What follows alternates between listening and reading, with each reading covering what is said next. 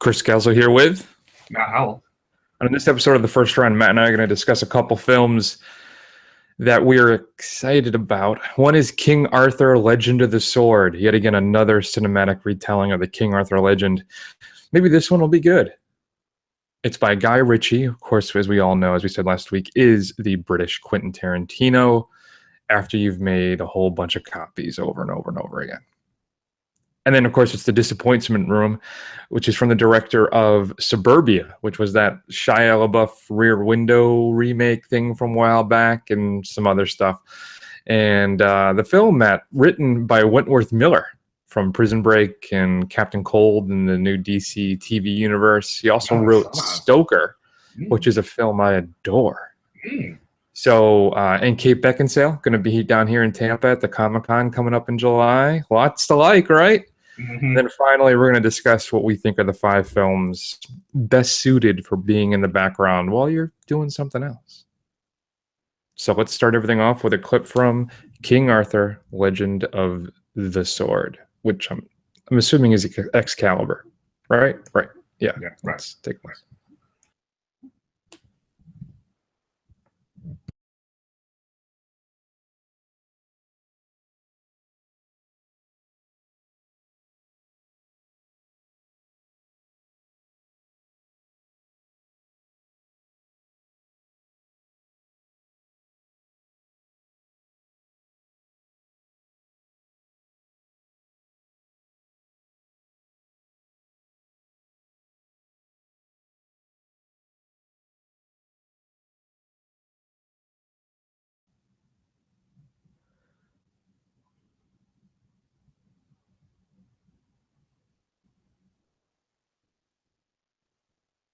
So that was the tense-filled scene between Jude Law as Vortigern, who is the uncle of King Arthur, and of course, first-run favorite Charlie Hunnam. A man desperately trying to cross the Tatum line, but has, as of yet, not been successful. He's really just trying to seek both of our approval, and it's adorable to see him try. His whole career really has led up to potentially this moment. Mm-hmm. So Guy Ritchie, a few years ago, Matt, relaunched the whole Sherlock Holmes series, right? And you may know him originally. His first big film was Lock, Stock, and Two Smoking Barrels, right? Mm-hmm. Right. And then he did Snatch, which I think is pretty good. Rock and Rolla is actually not too bad with Gerard Butler. Okay.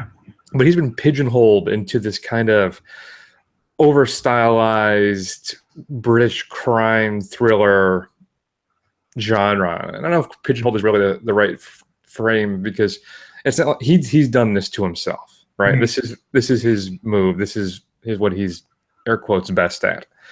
So then he relaunched the Sherlock Holmes series, buoyed by Robert Downey Jr., of course, and then Jude Law. Films that I actually enjoy them. Mm-hmm. I do. I think they're fine. So now what he does, we have the King Arthur legend, and this is Guy Ritchie's kind of update where we take modern day aesthetics and style and of filmmaking and insert it into one of the oldest legends that we have, the King Arthur legend and Excalibur and all that fun stuff. All right, Matt. So I got to tell you, I am game for this stuff. All right. I'm open.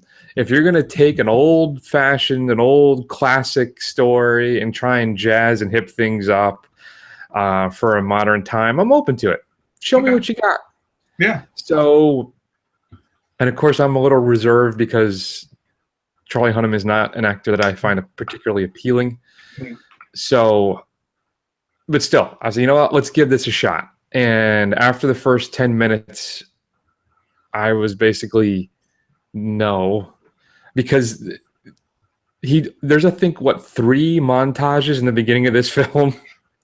And so many quick cuts. You're basically on the world's dullest roller coaster, and it's hard. You know, the way he edits this thing and the way everything kind of just cuts through. And we start off with him with the death of his father, right, and then he's floating down the river, a la Moses, and then we get a 6-minute montage of him growing up, becoming the badass King Arthur that he's going to be, learning kung fu, and a bunch of other stuff. So I'm trying to help me, Matt. Come up with some positives for this film. What do you got for me? Save me. Okay, well, so folks, this is it. You're gonna want to sit down and listen to this because this is gonna be one of those episodes. Me and Chris don't disagree very often, and I think this is going to be one of those episodes where we disagree. What Chris just said is 100% true. This film is dumb. It is so dumb. It is so hyper stylized. Just throws every like played out action cliche of the last 15 years and kind of modern filmmaking, you know, anything that you could see in Matrix or Fast and the Furious, all that stuff is in this movie. And Chris, it was so dumb, but it was fun dumb, and it was dumb in the best possible way. I couldn't even understand it. I'm sitting here dumbfounded in the movie, being like, I'm actually enjoying this and just rolling with how idiotic all this is, and loving every minute of how all of these dumb choices that Richie is making. You know, the montages, I like how they just didn't stop. Like, they never had a scene. It was like literally, it was like an aside, and then it was like they would play out the aside for some reason, but then it didn't really happen, you know, kind of thing. Just the fight scenes and the special effects. I mean, they look like basically what this was, a really cheap Hollywood movie or a really high-end video game is what this looks like. But again, I don't know what it was about this film, but I was having a good time while watching it, which is more than I can say for many of the films that we've watched over the years on this podcast. I get what you're saying. I do. There were moments of the film that I did kind of get into it and I enjoyed it, but it's so sloppy, and it's just like you said, it's a very dumb film. It's all style and no substance, Matt. There's lots of just fast cuts and very inconsistent humor, and for me, it just didn't work. It really didn't. I think everything needed to be toned down. You're right. It's just the Fast and Furious of the King Arthur legend, and I think it just failed for me. In a weird way, I think this might be a good contender for our background films because it is so dumb. Mm-hmm. You don't have to invest any real time or attention to watch this film. You can kind of just let it play out, maybe marvel a little bit in its ridiculousness. But still, the whole thing, it did get better for me after the opening montage. That beginning of it, I'm like, this is going to be a complete disaster. I'm going to hate every second of this. But once we got past that, I did enjoy it more than I thought I would. I still don't think it's very good. I got to give props to Jude Law, who seems to be the only one who's aware of what's happening in this film. He seems to be enjoying himself the most. But outside of that, this thing was just a disaster for me. Yeah, if you go into this movie expecting this to be some kind of epic fantasy, kind of in the vein of Lord of the Rings or something, or even like a relatively straightforward retelling of the Arthur myth, you're going to be sadly disappointed in this. It's no period piece. This thing is a gussied up B movie. This is something like John Waters or Roger Corman would make if you threw like $40 million at them, kind of thing. And if you go into it thinking that it's just going to be this B movie confection and just roll with it, I think you'll allow yourself to have a good time. And I'm actually surprised, and I'm not surprised that you didn't think this was a good movie, because I don't want you to don't misunderstand me. This is not a good movie, but it's a fun movie. But I didn't think the Sherlock Holmes pictures, I thought the Sherlock Holmes pictures, even with RDJ and the acting, was way better, but I didn't have as much fun watching this. And just as somebody who enjoyed them, like you did, I even think you were even excited for the sequel when we argued about it, you know, however many years ago that was. Yeah, I don't know. I'm actually kind of surprised if you like the Sherlock Holmes films, which are admittedly more coherent than this is, but I don't know. It seems like you could get behind this a little bit too. Well, I think part of the issue is that I have a built-in bias towards Sherlock Holmes as a character. Add in Robert Downey Jr., and I think that's what pushes me over the edge. I think maybe what pulls me down on this is because you're right. It has a similar aesthetic. It's a very similar film, at least stylistically, to the Sherlock Holmes film. Even more so here, though. I mean, this is like if Tony Scott and Neil Marshall, and then of course Guy Ritchie, just got together, got drunk one night, and just threw everything at a wall to see what would stick. This is the film that would result. But I think the other issue is you have Charlie. For me, who just is not a captivating screen presence at all. He's better in this, I think, than maybe we've seen him previously. Though, what was the thing we just did with him? Lost City of Zed, which I think is his best performance and got him really close to the Tatum line. I would probably put this underneath that in performances for me, but still not. He doesn't have the presence for me to push me over the edge where I could recommend the film, at least for a dumb, enjoyable watch.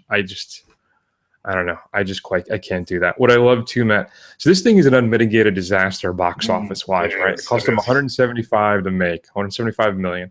So for worldwide, it's pulled in 56. Wow. Now here's the worst part.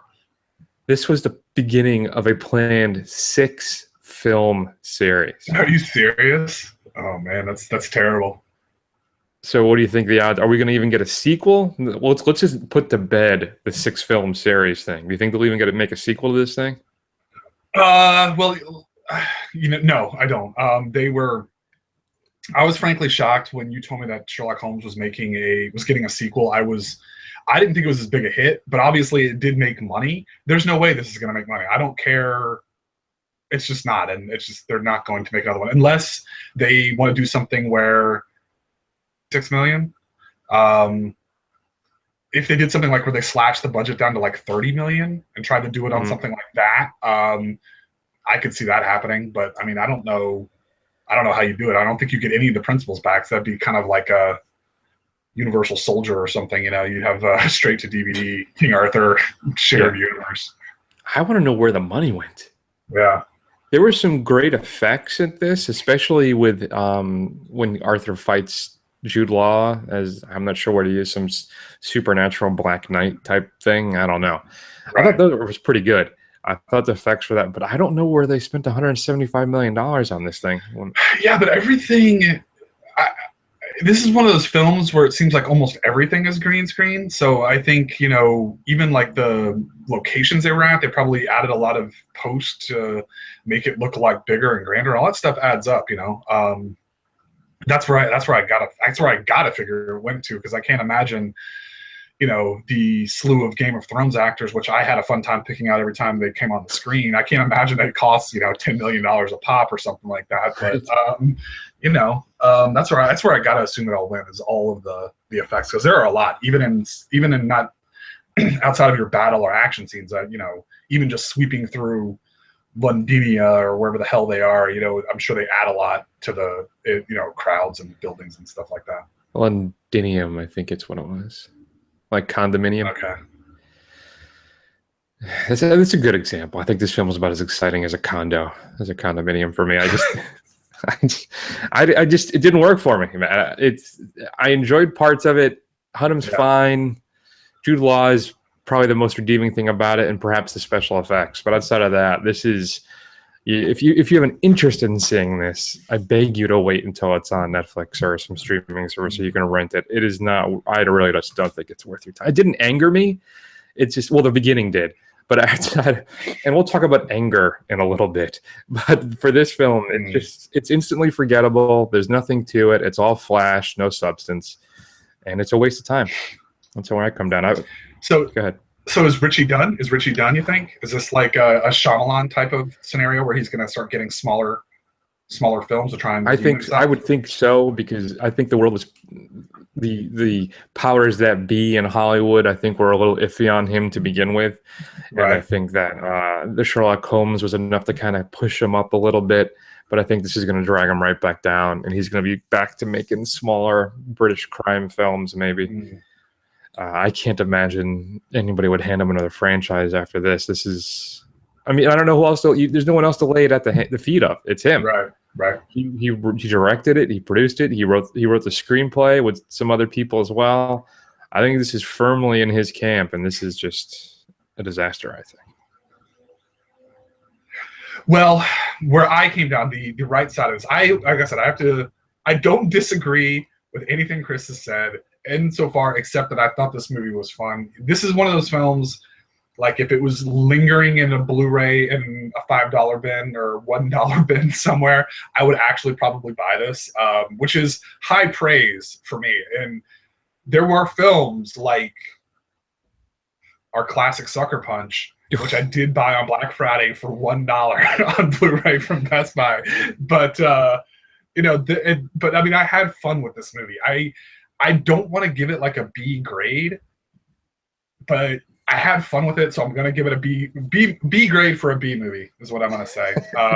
It's not good, but if you can just accept that it's dumb and just sit back and just kind of be washed by the ridiculous, never-ending onslaught of spectacle, you'll have a good time. It's interesting. I wonder why then I didn't care for it as much, because I like that. I love that kind of. I love Neil Marshall, who's like for me the king of the B movie right now, the high-end B film. He's the guy that's relaunching the Hellboy series. So you'd think I would be more into it, but I'm just not. I think it's no. I'm giving this thing a C-, and I think I'm being generous at this point. Just for the moments that I did enjoy, the special effects and Jude Law gives it a C- for me. There you go.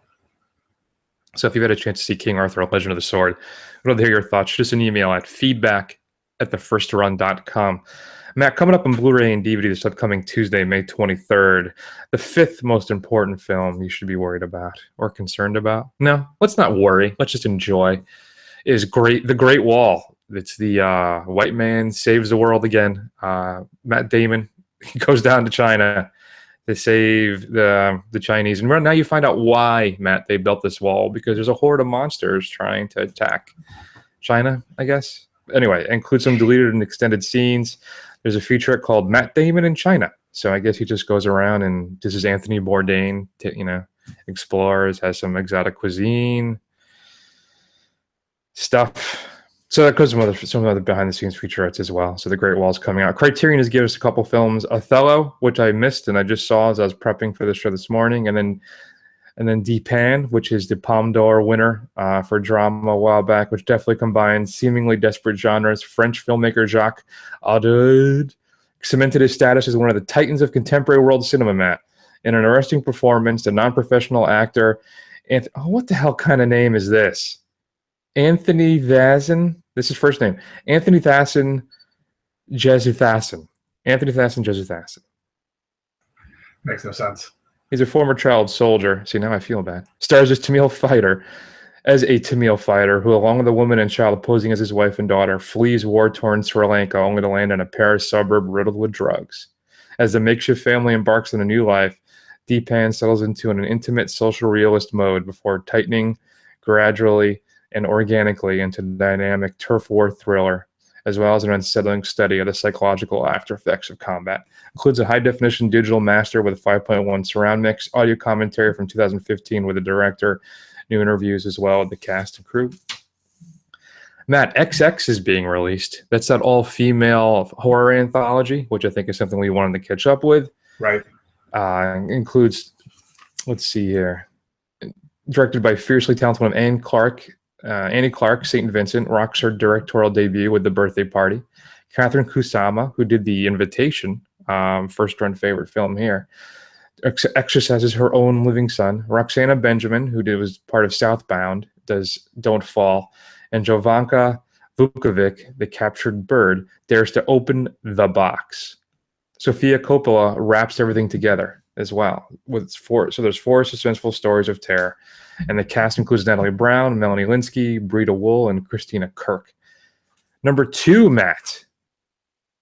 This is number 2. So this tells you what a strong week this is. Logan is being released on Blu-ray as well. Includes the Logan Noir version, which I think is really great that they're including the black and white version as well as the regular version in this set. We're not waiting to redo it as a special feature down the road as a double dip. Includes audio commentary by the director James Mangold, some deleted scenes as well, and then behind-the-scenes documentary on the making of the film. Those final 2 are exclusive to the Blu-ray. If you buy it from Best Buy, Matt, you get a steel book. Target gives you a digibook with some pictures and such, and Walmart gives you 9 collectible cards that combine to make a poster of the legacy of Wolverine, which I think is just different versions of him through all the films that have been already released. But I'll definitely be picking up Logan. What about you? Are you excited to revisit that film? Or Yeah, are you it's more one excited to I'd watch pick up. the black and white version? Yeah, I'd pick it up. And then finally, the big release this week, Matt. One of the best films of 2017 so far, along with Logan, I'd say. Jordan Peele's Get Out includes a Blu-ray, DVD, digital copy, ultraviolet. There's an alternate ending, as well as deleted scenes. Both come with commentary by Peele and some other featurettes. And of course, Jordan Peele does do a feature commentary for the film. This is a must-buy, I think, as well. Not just for the scares and the humor, but the social commentary. An absolutely brilliant film. First one out of the gate for Jordan Peele, and I can't wait to see what he does next. Supposedly, he's adapting some Lovecraft thing for HBO, I think it was, or something. I can't remember. Yeah, he's. It's actually a book I read a few months ago called Lovecraft Country. It's not by Lovecraft, but it's basically got a lot of that. Lovecraft was a famous toxic racist. So basically this guy, this modern author, he wrote basically those type of stories, kind of loosely interconnected vignettes with a kind of a cast of people based off of, the Jim Crow South, and all the main characters are African American in that time period. Well, I had no idea that Lovecraft was a racist. I haven't really read a lot of his work though. Yeah, I mean, you should read. It's in his most famous works, it doesn't come out that much, but there are some of his stories that are pretty bad. And then if you really want to get into it, read some of his letter correspondence. It's fun time. It's fun time if you want to get into some 1920s racism. So fair enough. So suppose the alternate ending of the film is not very good and would have ruined everything. So I'm curious to see how bad that is. I've only seen it a couple times online, so who knows how accurate that is. Matt, your straight to DVD pick of the week. I'm going to go with Lizard Man, Terror of the Swamp Unleashed. When your review starts off like this, you know you're in for some trouble. Sharknado meets the creature from the Black Lagoon as a ferocious lizard man terrorizes L.A. Haunted by a terrifying incident in his past, billionaire Bill Hansen seeks revenge by capturing his nemesis, the scaly crypto creature known as the Lizard Man. Enlisting a team of mercenaries and a television personality, Bill sends out to prove to the world that the Lizard Man really exists. But when the creature breaks loose at a press conference, all plans are off as the bloodthirsty monster wreaks havoc on the city of LA. So what should we be streaming this week? Well, we've mentioned this film a few times over the past few weeks. So I thought when I saw it on Amazon Prime, I thought I'd give it a shout out. There Will Be Blood is available. I think one of your favorite movies ever, at least of the past few years. I think it's the best films to come out this decade. Or at least 2000. Okay. Since the year 2000, it's the best film ever. Mm-hmm. Or that period, yes. And one of my favorites of all time. You're right. All right, we'll see. I was right. So there you go. It stars Daniel Day-Lewis as Chris, help me out. Daniel Plainview. Daniel Plainview, an oil baron in the 1800s. And basically just an all-around horrible person, and how he interacts horribly with his family and everyone around him. And it's shot beautifully, and Daniel Day-Lewis acts incredibly. So something you definitely have to check out. Yeah, it's a masterclass on acting. Just watching him in that film, I'm riveted. I've seen this thing a dozen times, Matt, and I'm still riveted every single time. He has such presence, and his performance in that is absolutely astonishing. Daniel Day-Lewis, he's known for he's pretty good from what I hear. So yeah, he's known for his method. There's something I wanted to bring up. I think I wouldn't normally engage in this kind of stuff, but I feel like I have to. We basically have a subtle, if not in a non-existent presence online. And I was on Twitter the other day, and Dan Slott, writer of Spider-Man, right, the comic book series, posted they released a picture of Mara from the upcoming Aquaman film, right? And she's not Zack Snyder desaturated. You know how he sucks all the color out of his film and everything is very dull and gray. Sure. So this was the desaturated Aquaman version of Mara. It looks fantastic. Amber Heard playing the role. And I responded to Mr. Slott writing that I said this is what I'm talking about, basically, that I desperately want to love these films, but they're so damn dour. Mm-hmm. Right, and it's not just the mood and the tone, but with how they're shot, which is the desaturation effect that Snyder does. So then the DC fanboys come out en masse, basically mocking me. That one guy said, "Desperately want to love." Yeah, whatever. Okay. Now, Matt, these are your people, by the way. These are your people. All right. Do you think that, do I desperately want to love and want these films to be good and successful? Yes, you more than anyone that I know want this to be. In fact, little known facts, Chris and I obviously are friends outside of the show, and I take special glee in torturing him on social media when something bad about these DC comic things come out, because I am more of a Marvel, even independent comic, and Vertigo. I love Vertigo, but yeah, DC proper was never really my thing, and I know he loves it, so I like to give him hell about it. So continue, my friend. Yeah. I am in your corner, people, all right? You have let's all be honest here. I think we can all safely say that I grade these films on a curve. Yeah, all right? I said Batman v Superman, Dawn of Justice was a solid B, if not a B+ film. Which you should have given up your credit card immediately after saying that. Well, I think, too, I focused on the fact that after seeing the director's, the extended cut, which is a better film than the theatrical version. But still, I am not the one, all right? I'm not the guy you're after. I am all in on these things and honestly desperately want them to be fantastic. And I have my critiques of the Marvel films. I think they're all very cookie cutter.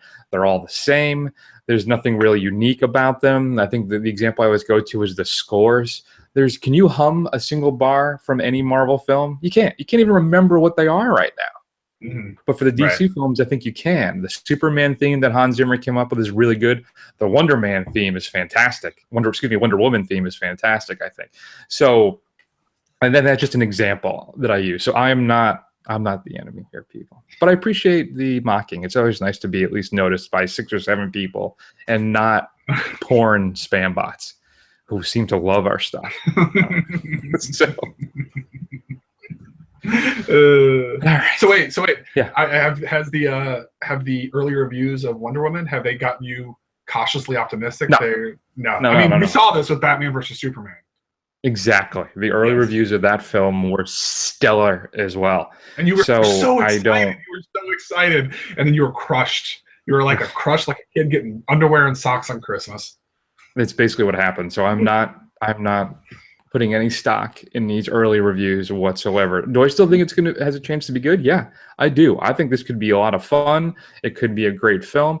I love seeing, because this is now we're going to see why Wonder Woman stepped back from the world, right? How she got involved in World War I. I'm curious to see what they do. I'm excited to see the film, but I'm not putting any stock in these early reviews whatsoever because I've been burned so badly before. So, well, I shouldn't say that. I've relatively seen a little bit of too much sun. All right, so let's move on, man. To the most appropriate title ever. Sorry, I gave it away, folks. Let's try and avoid that easy joke, and let's talk about the disappointments room. Let's hear a clip.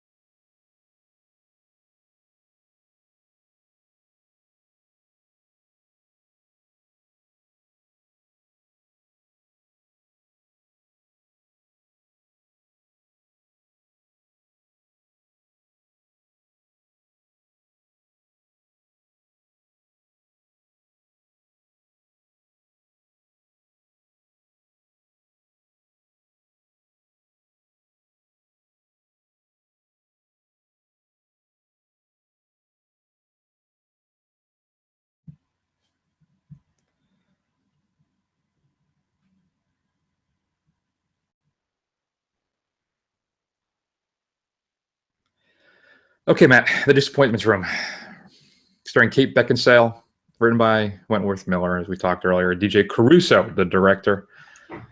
It's an American psychological horror film, as I'm reading off of Wikipedia. I don't want anything to do with this, so why don't you tell the kids at home, what's The Disappointments Room about? It's about a family who leaves the city because of some personal tragedy. You know, obviously that's apparent from the get-go.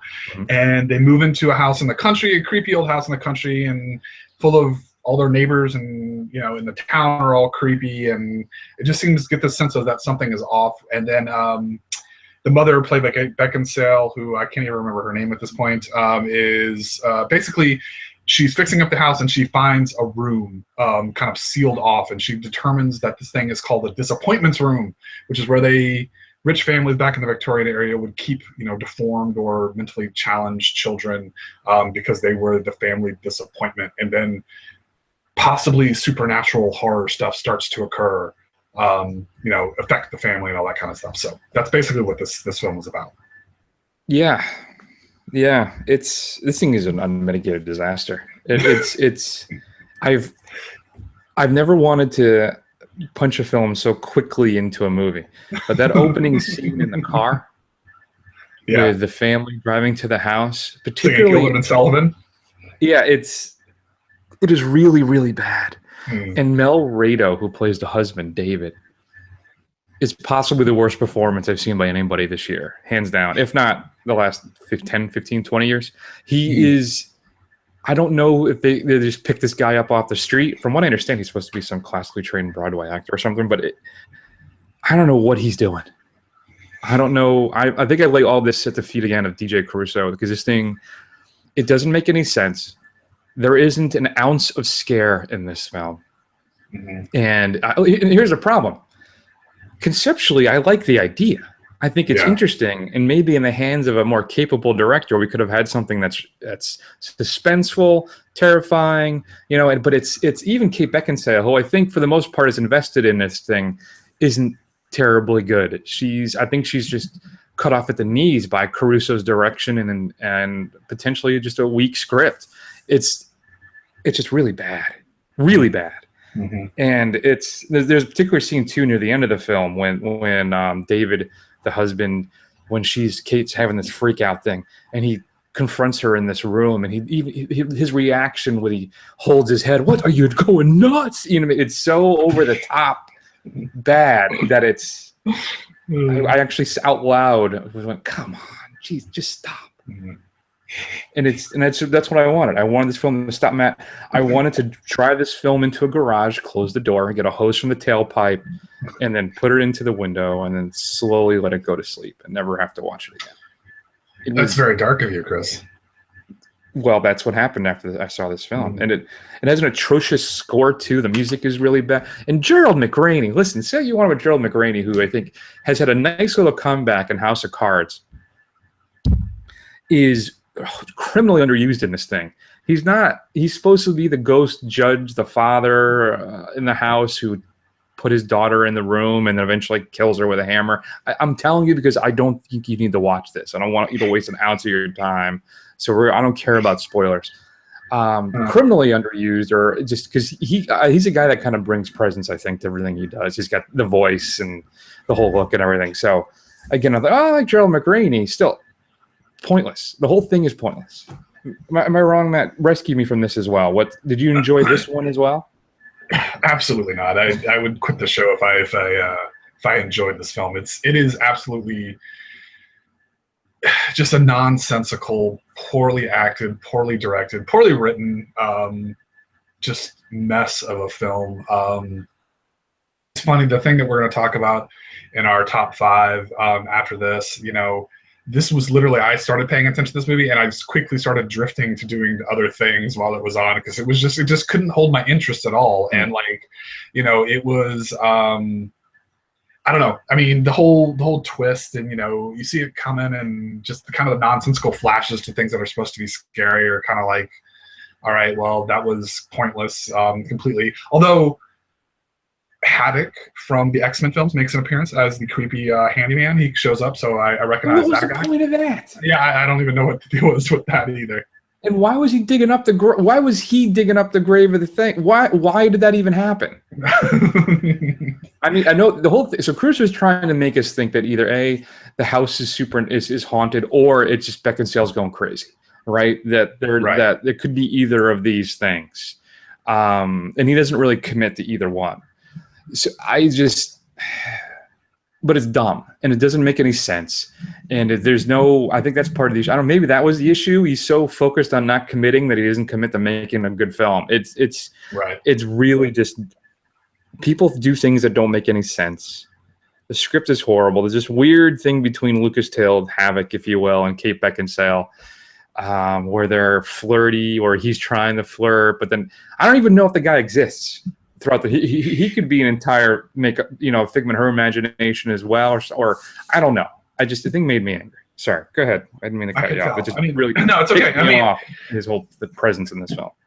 I mean, this is we picked this. We have a list of films that we are available on Netflix or some other streaming service, and we would like to check out. Chris suggested this, and as I was going through the list, I said, let's do it with King Arthur because it has a 0% rating on Rotten Tomatoes, and it completely deserves that rating. This is completely forgettable. You don't need to see this movie. Please don't watch this movie. If you listen to us one time this year, this is it. Don't watch The Disappointments Room. You're just going to be... I would even say it didn't even give me an emotional response like it did Chris. Like he's kind of visibly angry that he wasted an hour and a half with this. I was, I literally, after talking about this, I'll never remember anything about this movie ever again. And yeah, it's just completely forgettable, which is the worst thing you can say about a film. The other thing too is sometimes we like to work in films that are supposed to be bad just to see if they really are that bad, or maybe it's a hidden gem. Maybe everybody got it wrong, right? Right. Like, what's the example I always use like that? There was a film everybody seems to hate, but we actually enjoy. At least I did. Like Cop Out. I actually kind of enjoyed Cop Out. It's not as bad as everybody says it is. Right. There's an action film too that's similar in that vein. That's actually not horrible, but I'm blanking on what it is now. But this is making me rethink that entire thought process now. I don't want to take a chance and waste my time to watch something this bad ever again, because it wasn't even enjoyable bad. It was just bad. Yeah, it wasn't even like Three-Headed Shark Attack bad.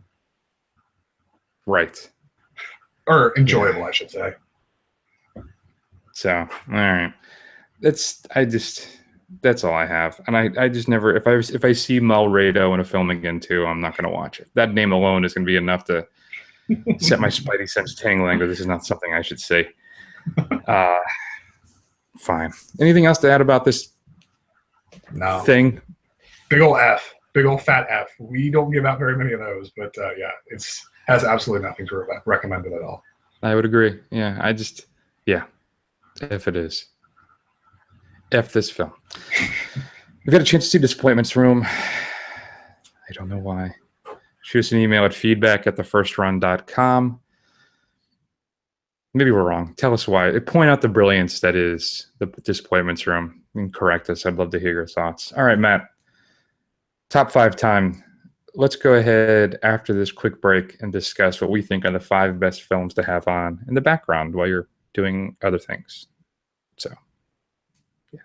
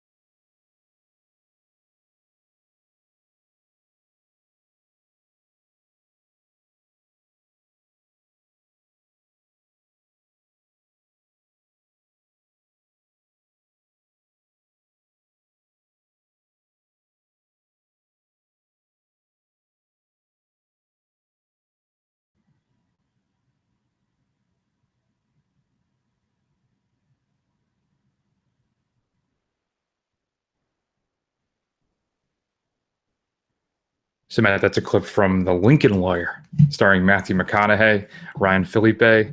It's if you haven't seen The Lincoln Lawyer, it's actually William H. Macy. It's actually pretty entertaining. McConaughey plays an attorney who's basically on wheels, doesn't really have an office. He's in his Lincoln, and he catches a case of this guy rapes and kills a woman, and he ends up defending him, but things go horribly awry. I actually really enjoyed The Lincoln Lawyer. Have you seen The Lincoln Lawyer? Yeah, I've seen it. So I think that's a good example of a background film, and it doesn't require your focused attention, but its performances are good. Marisa Tomei, who else is in it? It's really good. Okay. So for me, I've noticed as going through this, Matt, lots of courtroom dramas came up on my list. Really? I think the key too, for the most part, is drama-ish.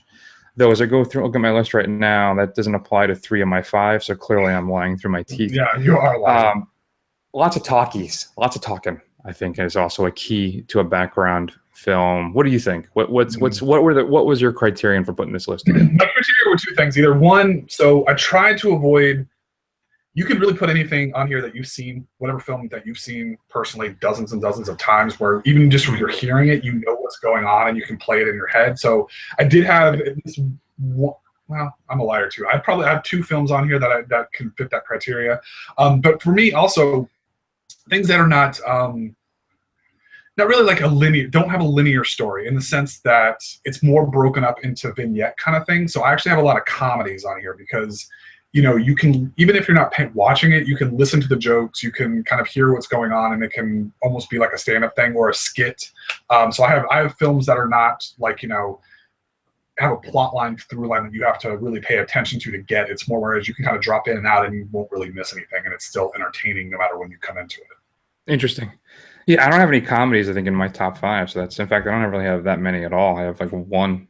So as an honorable mention. All right. So why don't you start everything off? What is the 5th best film to have on in the background while you're ironing? All right. My fifth top film. Blah, blah, blah, blah.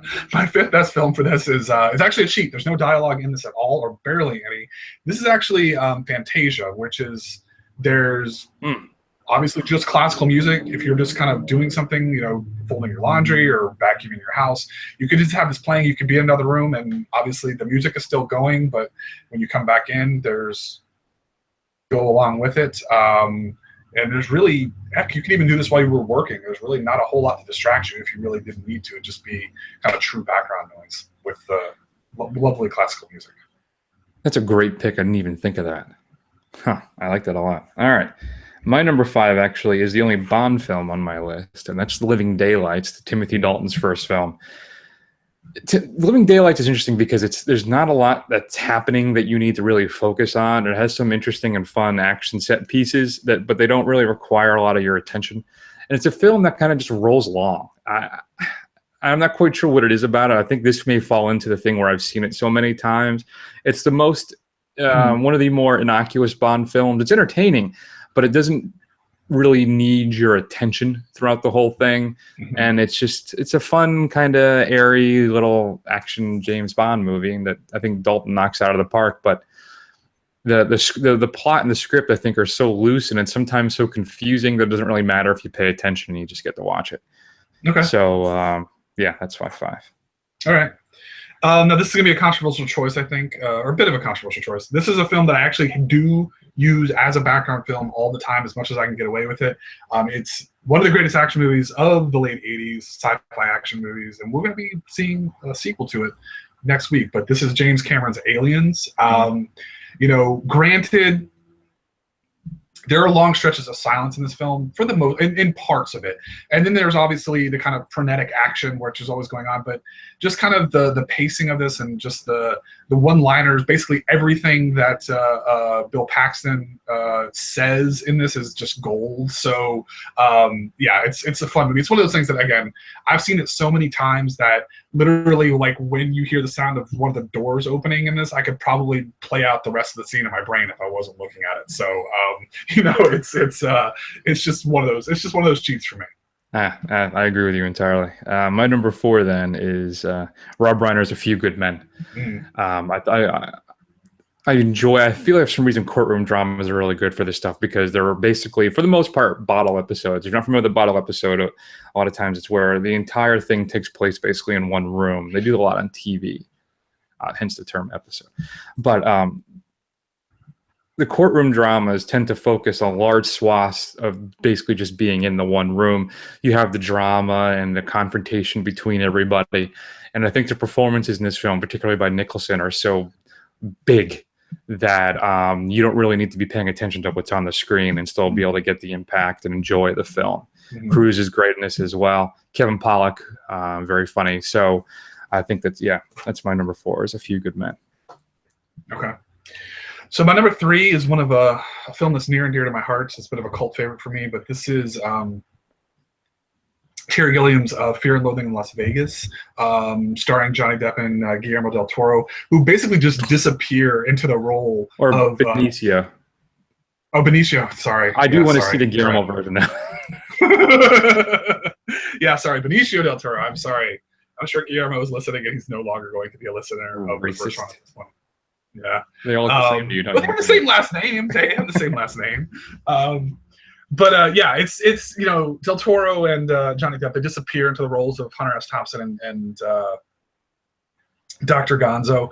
Again, this is kind of one of those films that it doesn't really have a plot. It's just kind of a series of loosely interconnected vignettes of their kind of depraved weekend in Las Vegas, and it's something you can kind of slip in and out of without really having to pay attention. And honestly, I absolutely adore this film just by how unhinged the two of them are and all this stuff. It's got some of my just favorite scenes. Just even the beginning scene where they pick up Tobey Maguire as a hitchhiker and start raving about bats in the desert. It's just hilarious just to watch it. So I haven't seen that since it came out. I remember really liking it, and I don't own it. I've thought about picking it up as part of the Criterion sale at Barnes & Noble, like pretty much every year, and I never do. Right. So I feel like I need to follow up with that at some point, though. All right, good pick.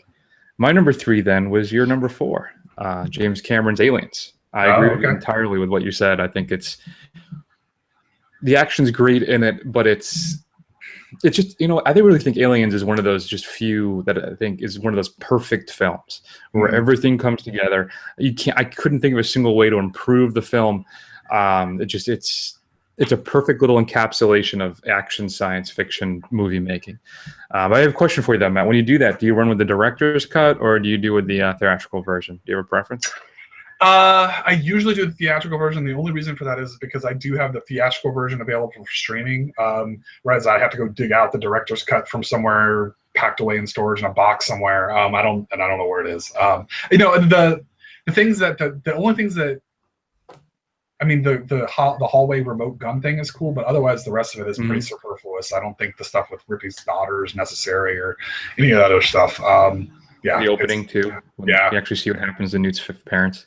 Yeah. All right. What do you got? What's your numero dos? All right, my numero dos, I vacillated between two films, and this is not my favorite of their films, but I'm going with kind of the theme of interconnected skits. This is Monty Python's The Meaning of Life, whereas basically it's a series of skits about, life in general and just kind of life and death and the human condition, all that kind of stuff. Again, it doesn't have a real plot. They're just kind of loosely interconnected by their theme, but it has some of their best kind of one-off skit stuff is in this film, and it's probably their second best movie. I almost put Holy Grail on there, but I decided to go with this one instead. Give it a little love. I think Life of Brian is their best film. You think Holy so? Grail and then Meaning of Life. For me, almost a distant third. Really? Interesting. Okay. Yeah. I love mine. I've actually been re-listening to all the comedy albums the last couple of weeks. It's funny you bring that up. Yeah. See, I haven't seen Life of Brian since I was probably like a tween, like I was 12 years old. And I remember not being impressed with it that much because it wasn't probably as absurdist as, it definitely wasn't as absurdist as Meaning of Life or The Holy Grail, which I thought was the pinnacle of comedy at the time. So maybe I need to revisit it as an adult and see if it's I have a better appreciation for it. Speaking of mindless action films, my number 2 then. I actually was originally going to go with Shawshank Redemption on this list, but I actually have not seen that thing in probably 10 to 15 years. So I feel like I need to revisit it. So I'm going to go with the one that I've seemed to have on in the background, I don't know, a lot. I probably had this on the background 6 or 7 times in the past 3 to 4 years, and that's Taken. Liam Neeson and his special set of skills. You want to talk about? I mean, we got one. There's nothing to this film. It's basically a big chocolate cake of a movie, and it's all empty carbs.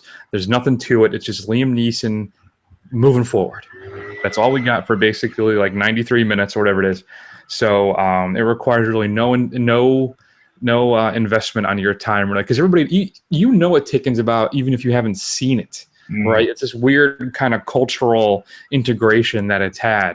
So yeah, I got something going on. I don't know how many times I'll just pop on Taken, have it playing in the background, wait for him to say, you know, I have a particular set of skills, you know, and then you're good to go, and there's nothing else you really need to worry about.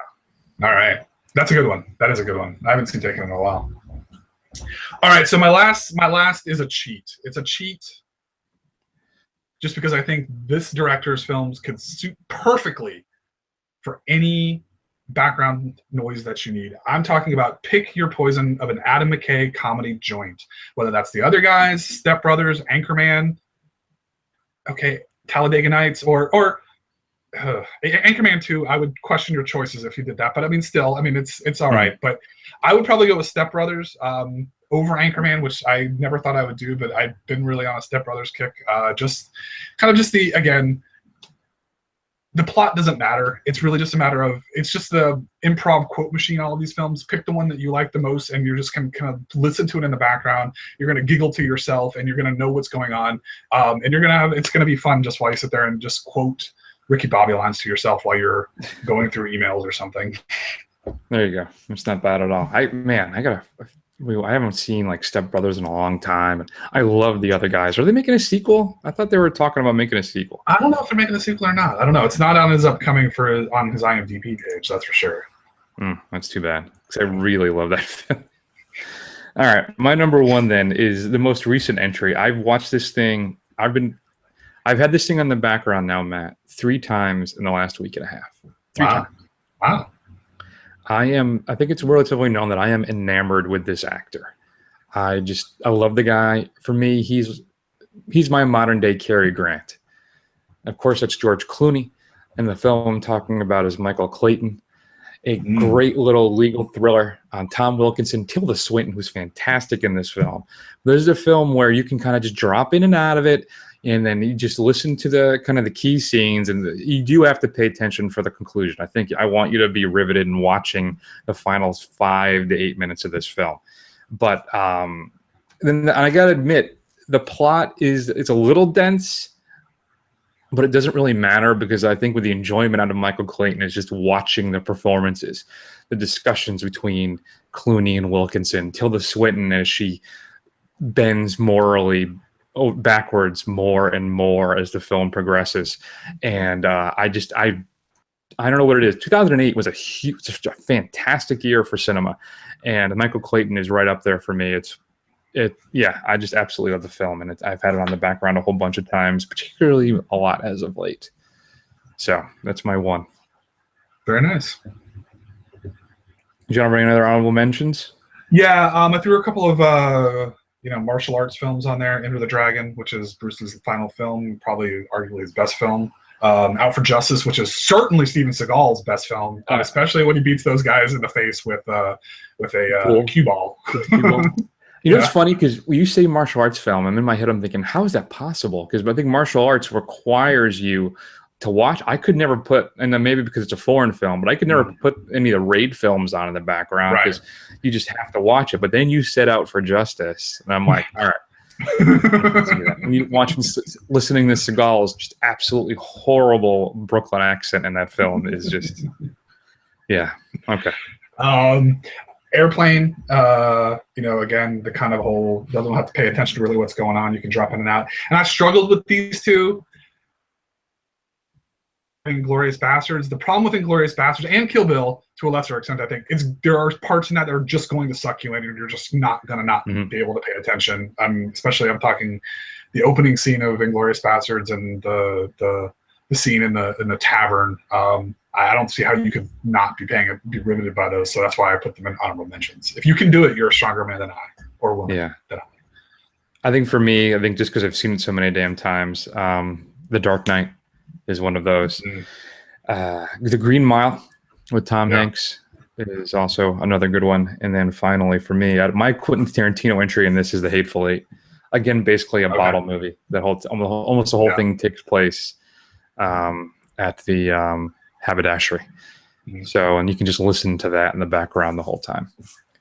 Fantastic. What are your favorite background movies? Let us know. Shoot us an email at feedback@thefirstrun.com. Were you riveted by Gerald McRaney in The Disappointments Room? And is this what you just keep on every time you're doing the laundry or cooking some dinner? Let us know. Next week, Matt, we got a big film coming up. I'm excited for this. Alien Covenant. The return of Ridley Scott again to the Alien universe, but this time it's supposed to be actually more focused on the xenomorphs than we were last time. All right. And one thing, too, I want to just bring up quickly as we wrap the show up. I'm not sure if you had a chance to see this. Tom Hardy is Venom. I don't know how I feel about this. Zombieland. Now, here's the thing. I hear director of Zombieland. I'm like, oh, okay. Then I remember he directed Gangster Squad, which is not very good. But it's got first-run favorite Tom Hardy. What are your thoughts quickly on the Venom? One, I don't know how they're going to do it since they're not bringing Spider-Man into this. So I don't know how you can have a Venom story without Spider-Man because that's the entire basis for being. So I'm kind of curious how they're going to pull this off.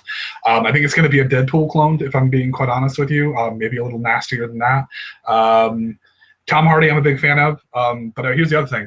He had a lot of problems from getting as bulked up as he did for Bane. So I don't think we're going to get a real bulked up Venom, which is really the only way we've ever seen him. So I don't know how that's going to work either. Interesting. And this bothers me because though I think there's still time, but I feel I've been lobbying hard for Tom Hardy to take over the Bond franchise after Craig leaves. Now it looks like Craig is going to come back for another film after all. So I think that extends our window, but also Hardy will be older again by that point. So I don't know. I still think Hardy's the hands down obvious choice to take over that role, and I don't know if this is going to impact that at all. So that was my one reservation about it as well. It could impact something entirely ancillary to the whole Venom thing anyway. Yeah. And if they're not going to have any nods to Spider-Man in this thing, I can't wrap my head around how that's even possible. Right. Well, I know he's not going to appear. Like Tom Holland's not coming into this thing. So, but I mean, obviously Venom's got a huge spider on his chest, so they got to explain it somehow. I really thought they were going to introduce Venom in the Infinity War, a la Secret Wars, where he's off planet. Right. I really thought that's how they were going to do it. Right. Maybe not. I don't know. We'll have to see. We shall see. All right. So next week will be Alien Covenant. Outside of that, what else we're going to do? Don't know. That's up in the air. We'll have to figure that out, Matt. We'll work out the beats and that behind the scenes. Shoot us an email at feedback@thefirstrun.com. Check us out at the website as well. We're on Twitter, YouTube, Instagram, Facebook. You pick them. We're there. You can listen to the show on Stitcher. Just do a search for The First Run. All right, everybody. That's going to be the big show for this week. Let's go ahead and take an extended break, and we'll see y'all soon.